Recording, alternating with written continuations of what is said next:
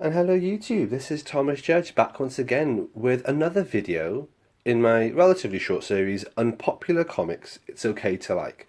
And today I want to talk about my favourite X-Men comic of all time.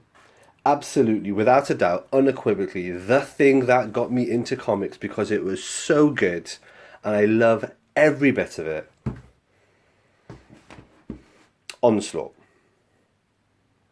Yes, Onslaught is my favourite X-Men event. And I've read pretty much all of X-Men from, I think, just prior to Onslaught, maybe a few years before Onslaught, up until relatively the modern day. Obviously got a bit of catching up to do. And Onslaught is hands down my favourite event of all time. It's brilliant. Age of Apocalypse is close, but Onslaught is just brilliant.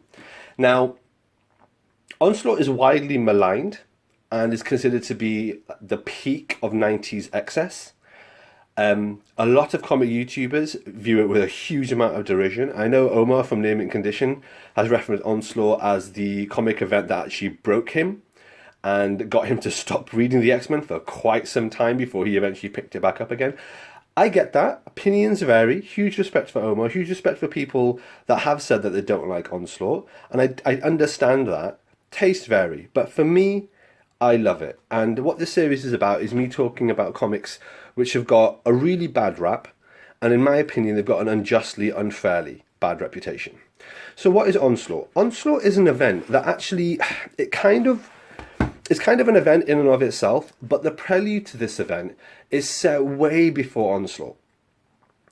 To fully understand all the depth and the nuance of this event, you need to read what is set before it, which is really Age of Apocalypse, and what is set before that, going all the way up to not just Fatal Attractions, but I would say, and I would argue, you need to go as far back as Bishop's Crossing. I'm just going to slip the dust jacket off here. Love this wraparound cover. Like, this is just so good. Just so good. Anyway, I'm going to try to keep the video brief, but I could wax lyrical about this comic forever.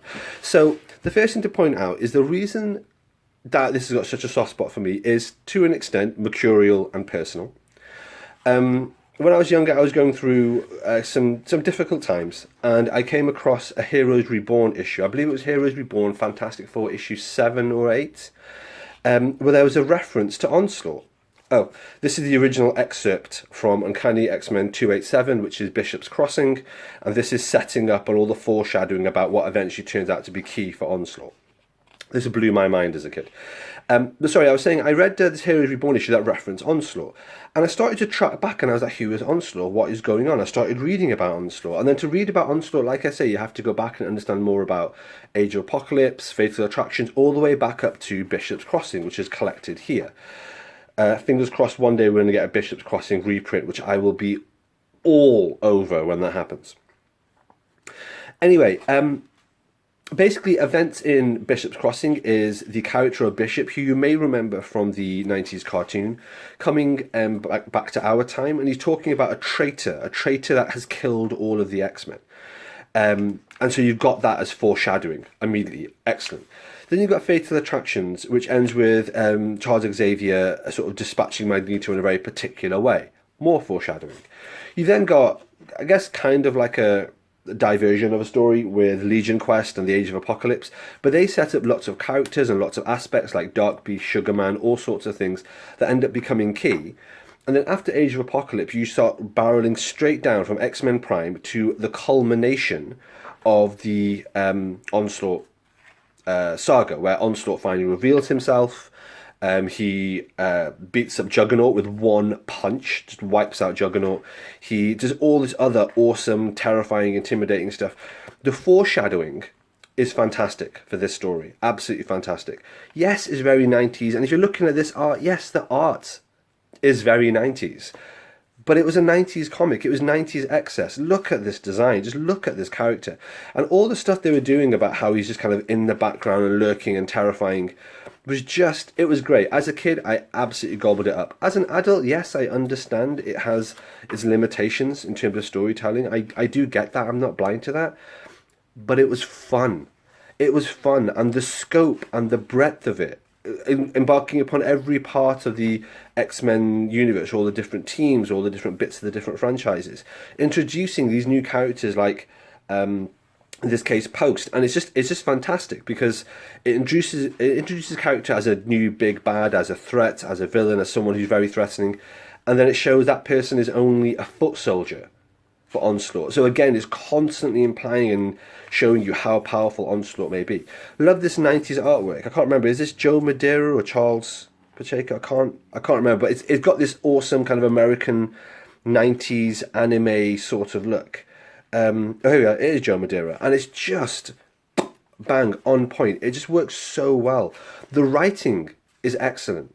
Like, if anyone remembers this particular issue, just even the issue in Sam's thought bubbles are fantastic. Like, it's just so well put together. The text is great. The artwork and the sense of scale and the sense of ludicrous comic book preposterousness is fantastic. Look at Juggernaut here. Look at this image. Look at how large his arm is. And now look at him compared to Jean Grey. His arm is thicker than her entire thigh bone. And just, it's obviously ridiculous. But at the same time, it really caricaturizes some key features, which is that Cain Marco's power is from sheer physicality. It's from the Gem of Kitterak. He's not a plausibly human person who's very strong.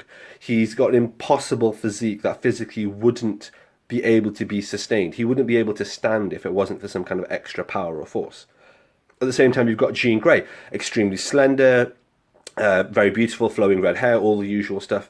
But the slightness of her frame is in direct contrast to the power of her mind. This is what I mean. Just these little touches throughout are exceptional. They're just so good. Just the artwork's great. The story's great. And here is where you have the foreshadowing coming back to issue 287, which would have been, by the way, about 5 years of publishing time between one and the other. And then what you have is actually the exact same dialogue coming into the exact same dialogue. It's just brilliant. The revelation of the traitor. I'm going to try to avoid spoilers, but essentially, if you haven't read Onslaught, you will have heard about Onslaught. You will know what the twist is. You would have heard lots of negative things about it. It's just great. You've got pivotal main characters like X-Man, who is from the Age of Apocalypse. Again, Age of Apocalypse, brilliant event. The Age of Apocalypse, I think, has been regarded well in retrospect, whilst Onslaught... Age of Apocalypse has been regarded as like the peak of the 90s being good, and then Onslaught is viewed as that carrying on and going too far, like way up here. I don't think that's the case. I think you got Age of Apocalypse, and then the Age of Onslaught, or the Onslaught event, just continues that and is the perfect culmination. And it culminates with, my favourite event, well, not event, my favourite reboot of all time, which was Heroes Reborn. But anyway, you can see the artwork here. You can, I'm not going to go into the story, but long story short, it involves everyone and their dog. The Avengers are in it. Spider-Man is in it. It touches every single part of the Marvel Universe. Fantastic Four. This is Mr. Fantastic just hulking out. It's got the Hulk as a major character. Apocalypse, Ozymandias. Everyone versus everyone. It's just got the scope. It's got the grandeur. I love it. What don't I like about it? I mean, I love all of it, but what don't people like about it? I mean, it's got some hallmarks for some stupid stuff that was happening at the time. So here we have like noseless Wolverine who's been turned feral and regressed. I mean, that's not the fault of the Onslaught arc. That was something happening in the Wolverine story at the time.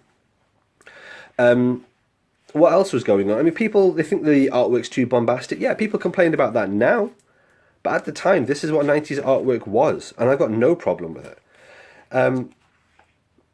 People complained that it was way too big and way too sprawling. Yeah, but that was the fun of it. People complained that the storyline and the writing was bad. It had its hit and miss moments, but I mean, comics have that now. The truth is, when this hit, this was up there with some of the best top tier writing that I've personally ever read in a Marvel comic. I thought it was exceptional. The scope, the breadth of it, just the sheer grandeur and just the lunacy of the event. People bag on it now, but barring a couple of tie-ins that were kind of forced and arbitrary, so the Spider one especially was kind of stupid, one of the Wolverine ones is especially kind of stupid. But other than that, all the tie-ins and all the scope is pretty tight. It's pretty well plotted, it's pretty well put together, and it's relatively easy to follow. I don't intend... Oh, this is one of my favourite opening lines. This page as an opening page is just spectacular. If you read the text and you read the comic, if you get a chance to dig out X-Men 55, it's brilliant. But yeah, I mean, what I would say is simply,